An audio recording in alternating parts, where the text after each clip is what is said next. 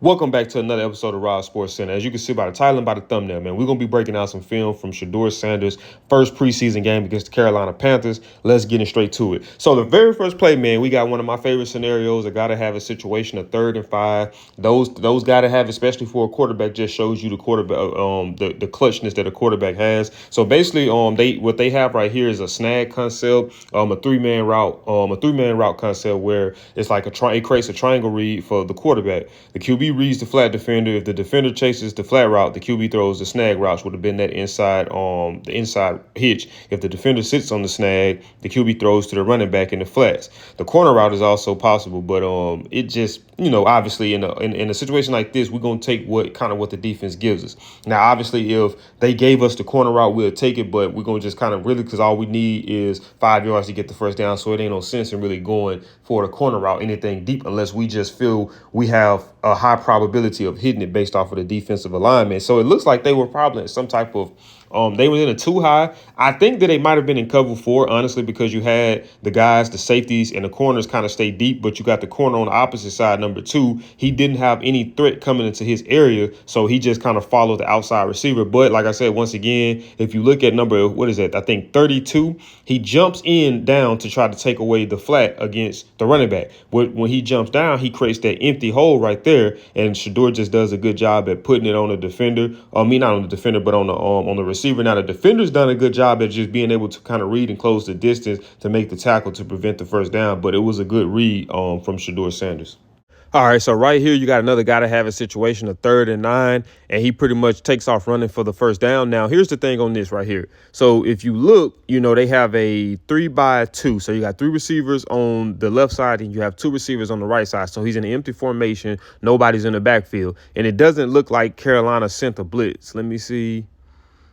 No, they actually did. They sent the 5-man blitz, and that's how they was able to get the free guy running on Shedeur. But if you look at Shedeur's eyes, he pretty much was only on one side of the field, which was the right side of the field. So when he didn't have anything over there, he kind of rolled out of the pocket. And obviously, when you roll out the pocket, and when you get the running one way, especially if you get the running right, the chances of you throwing back across your body is probably kind of 0 to none. So the defense can kind of commit a little bit more. One thing I will say, too, is that to me, it does seem like he's gotten a little bit faster and a little bit more agile in terms of his running, because that was one of my things I was saying about him going into it. It's not that he couldn't run, he just wasn't the most athletic, but he does a good job right here at being able to get away from number 92, I believe that was, coming off of a free blitz. Now, granted, this is preseason.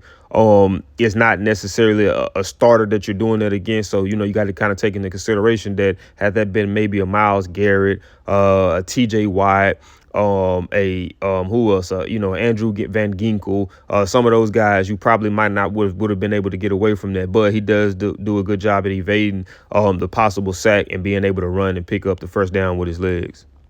All right, so we got a 2nd and 12 right here. We got a single back formation, meaning there was only one running back in the backfield behind Shedeur Sanders. Once again, just like the previous play or the play before that, when on the completion, it looked like once again he was only reading one side of the field, and this time it was the left side of the field. So it looks like he was depending on that outside route being open, because you see him kind of pump fake as if he was going to try to throw it, but it kind of became an ugly look for him. And then you got to consider too that outside route might have been an in-breaking route, meaning that it might have been going back across the infield, might have been like a post or something like that. So obviously you were going into the safety territory. So you're throwing into a messy look, which means there's going to be a lot of defenders in the area. So the more defenders in the area, the bigger the probability of you throwing an interception or a defender being able to make a play on the ball. But this right here just shows that he still has things to work on.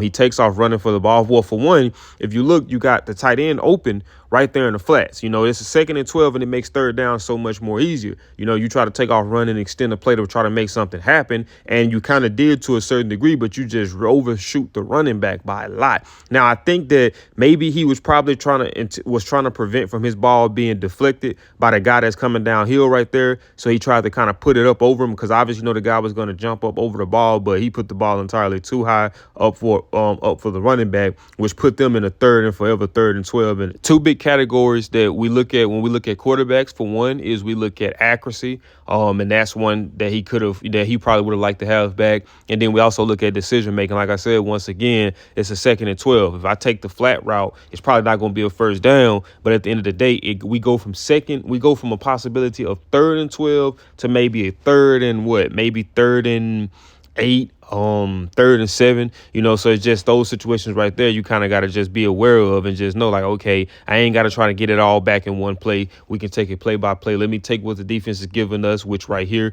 was the tight end releasing into the flats, and make this a much more convertible 3rd down. We got a red area possession right here. So you see that they're in a single back formation once again. So this was a very, very, very, very, very, very risky pass right here. It looks like Carolina was in man-to-man coverage. You see that you see number 16. He came from on the opposite side of the formation from the right side from a drag route. But like the corner just kind of gave an alert call, letting them know that you had a crosser, pick him up. So Shedeur pretty much just kind of slightly rolled out of the pocket. And it looked like he was finna kind of run like a boot and roll all the way out. But he just kind of slightly rolled out. And like I said, man, he just kind of put a nice little touch on this. But if you look at the outside corner right here, number 36. Number 36 is kind of, pretty much reading Shedeur's eyes the whole time. So if you look at him, he's running, kind of at an angle. And he's watching Shedeur's eyes the whole time. The receiver's not really giving much effort to the guy that he's holding either, so he's not really putting him in a position of feeling threat, in my opinion, for him to be kind of watching Shedeur's eyes the whole time. And he pretty much breaks on the ball as Shedeur throws it. It's just, I believe that he kind of undercut it, and Shedeur kind of just put just a little bit more on it for it to be able to get to the tight end. But man, that was a heck of a throw by him. That was, like I said, it's a mess. That's a risky throw just because you're throwing into a messy area. And what I mean by messy, I mean defenders. You got 3 defenders that's in that area. So let's just say you're dealing with a Jalen Ramsey, or you're dealing with a Pat Surtain, or you're dealing with a Derek Stingley Jr., that's probably an interception. But he ended up getting away with it, and they were able to put up a touchdown in the red area.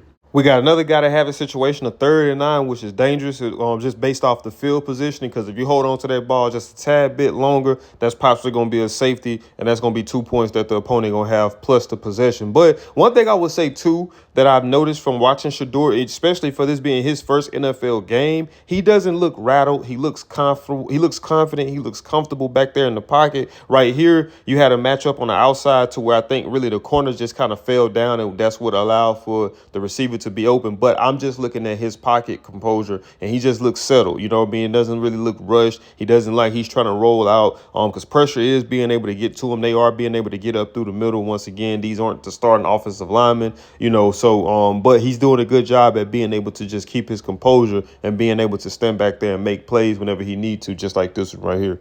So right here, you got a 2nd and 12. Now, one of the things I've been noticing is that Cleveland has been starting in a lot of 2nd and 12s, 3rd and 12s, which could be things that's coming from pre-snap penalties, which are probably motions, illegal shifts, et cetera, et cetera. But one of the things we talked about Shedeur, and it was a knock against him, I would say, was that his lack of mobility, or he's not super athletic. And I was like, well, y'all do realize that when we talk about Shedeur, we're not talking about designing an offense based off of what he can do with his legs like you would do via Jaden Daniels or Lamar Jackson or Josh Allen. He is one of those Mahomes, CJ Stroud type of scramblers, a guy that, okay, if the opportunity presents itself, yeah, I'm a run.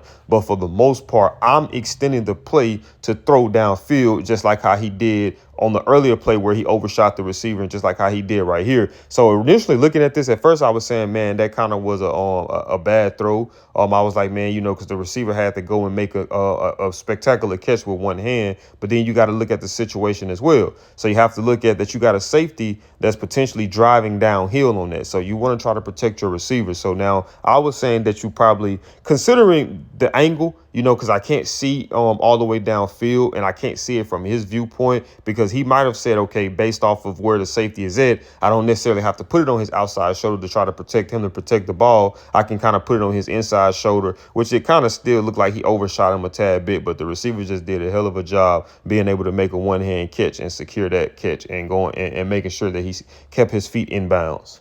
All right, man. So what better way to end it off with a red area possession, man? Y'all know my emphasis I put on the red area, man. When I always say that when you get to the red area, every possession, every play should be a guy to have it play, whether it's 1st, 2nd, 3rd, or 4th. When you get to the red area, the goal is to put up points, and it's just that simple. So right here, they do a good job at that. Just a pretty good play call, if you ask me. You look at the receivers; they were lined up. You had two receivers lined up on the right side of the formation, and you look at the outside receiver. You would have thought that he would have been the one that ran that kind of took the outside release, but he kind of cuts it inside and they kind of swap roles. So he go from the outside receiver to the slot receiver and they kind of, switch our positions like that. So it kind of puts you in the mind of when you look at on the defensive line, when they have stunts, which you have guys swap gap responsibilities to try to create confusion on the offensive line and to try to get free runners at the quarterback. To me, that's kind of what is similar. That's the similarity in terms of receivers with that, just trying to cause confusion and to create those windows for him to be able to throw into,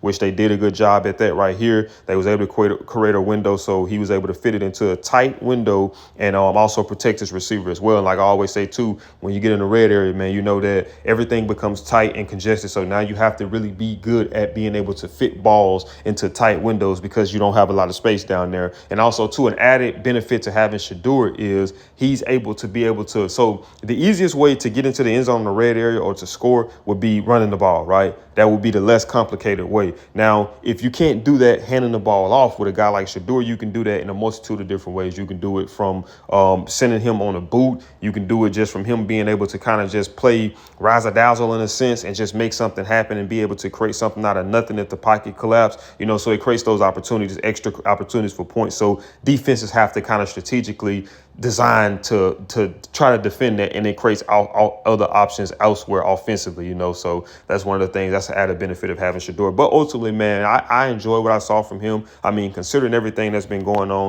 with him falling in the draft, his dad being out, the quarterback room kind of being deep over there in Cleveland, I think he's done a good job at being able to keep everything composed and being able to come out here and execute. Because, like, for me, one of the biggest things that I saw from him was just his composure in the pocket. He never looked at rattle. He never looked at shook. Even when the pocket collapsed and even when they sent blitz, he looked at, pretty confident in himself and his preparation. So that was something I did enjoy. Obviously, there's things that he has to work on. To me, I think one of them would be his throwing on the run. It was a couple throws that he had, especially the one to the running back that kind of got away from him. But I think, obviously, with time, he'll get much better with that. So hopefully he could just take this good game, stack this good game up with good practices. Obviously, for him to play as good as he did in this game, it started in practices. So, he just kept stacking those good days up. And the byproduct of that was what you've seen in the game. So hopefully he take that from this game and go into practice and keep stacking that up to game day and just keep stacking them and just get better. And we'll just see what happens,